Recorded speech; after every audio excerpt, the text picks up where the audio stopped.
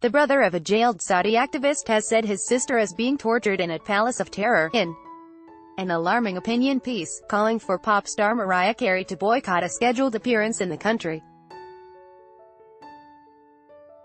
Walid Alhathloul wrote that his sister Loujain Alhathloul told his parents during a recent visit about horrific treatment she has endured while in prison.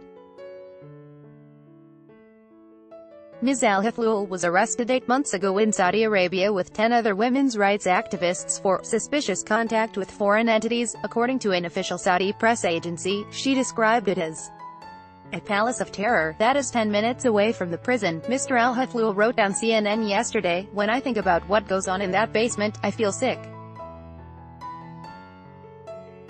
My own baby sister said she is being whipped, beaten, electrocuted and harassed on a frequent basis. She said that sometimes there are masked men who wake her up in the middle of the night to shout unimaginable threats." One of the investigators said, "If you don't marry me, I will rape you." On Thursday night, Mariah Carey will perform on stage in Saudi Arabia.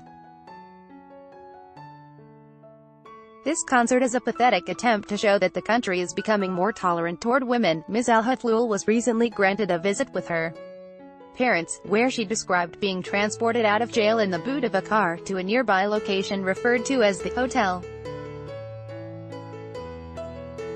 Here, she'd be taken to the basement, where the torture would usually occur. The allegations of regular torture and sexual abuse against prisoners in Saudi jails are backed up by Human Rights Watch, Ms. Alhathloul's family and other Saudi activists.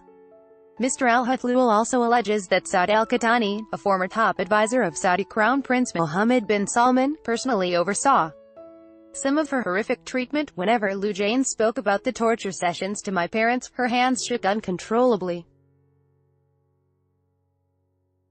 I fear the pain will stay with her forever, he wrote.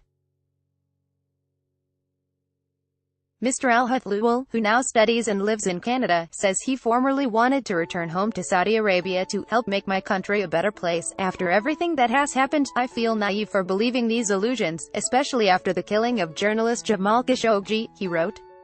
He claimed his family have been placed on a travel ban and cannot return to the country where his sister is now detained. Ms. Alhathloul worked as an activist before her arrest.